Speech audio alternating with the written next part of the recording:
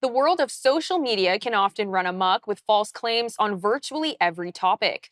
But misinformation and even disinformation is most prevalent in the world of health fads. Social media users are fed a consistent stream of sometimes suspect health advice on everything from clearing out your sinuses with garlic to using hydrogen peroxide to clean out your ears. Joining me now to discuss these fads is Dr. Abhishek Raut, Medical Director at Appletree Medical Group. Dr. Raut, thank you for joining us. Good evening. Now, one popular fad that we're seeing people use is mouth tape, where people will actually tape their mouth shut when they're sleeping. Does this help with sleep, or is there any other health benefit? Yeah, it's interesting. So mouth taping is certainly a trend we're seeing more and more often these days as well. The general idea behind that is if you covered your mouth while you were sleeping and breathed through your nose, you would get a lot of benefits from reduced snoring, as some of the studies might imply. Improved sleep quality and better oral health is another claim as well. The evidence supporting these claims is mostly anecdotal at this point, anyway. And what we do know is there are risks to it. So there can be breathing difficulties. And certainly, if you have any form of obstruction, sleep apnea, or even nasal polyps, mouth breathing can actually be quite dangerous for you. So the idea is to try to improve the quality of your sleep by looking at other options, maybe an investigation with a doctor to see why you would have that difficulty in the first place.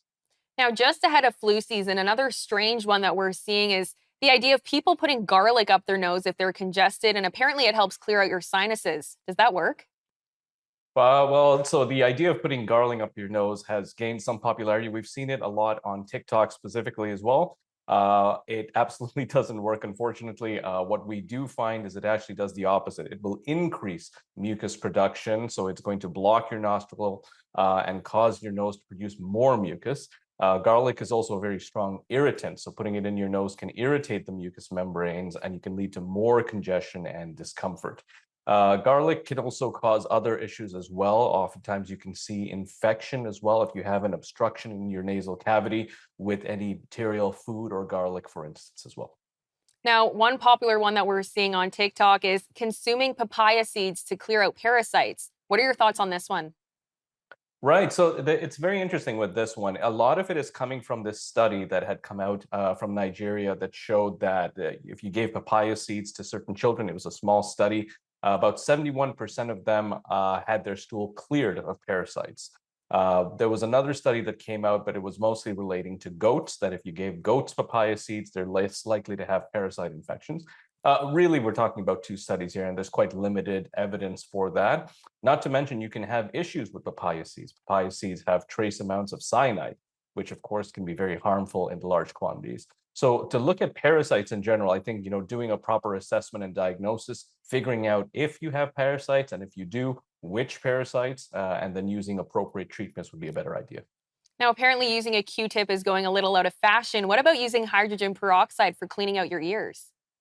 So hydrogen peroxide definitely can soften and remove earwax by breaking it down. The question is really safety. So a lot of people will dilute the solution of 3% hydrogen peroxide. But even then, if you look at the potential risks, you can have irritation. Hydrogen peroxide can irritate the skin of your ear canal. It can cause damage to the eardrum as well. So if you have perforated eardrum or ear tubes, using hydrogen peroxide can actually cause a lot of pain and lead to further damage. So really, it's about finding a solution that works for you, but that's also safe. And weight loss is another hot topic, and some people are suggesting that lemon in your coffee is an effective way to lose weight. Does that work? Unfortunately, what we do see here, lemons do not have a very special fat burning property, which is very unfortunate. We are all looking for that perfect weight loss solution there. What we are seeing is drinking lemon water can really help with hydration. It can promote a feeling of fullness. The caffeine itself in the coffee can boost metabolism, really, but nothing too special about it with regards to actual weight loss. There's no proven weight loss to that. Now, I want to ask you on the topic of weight loss.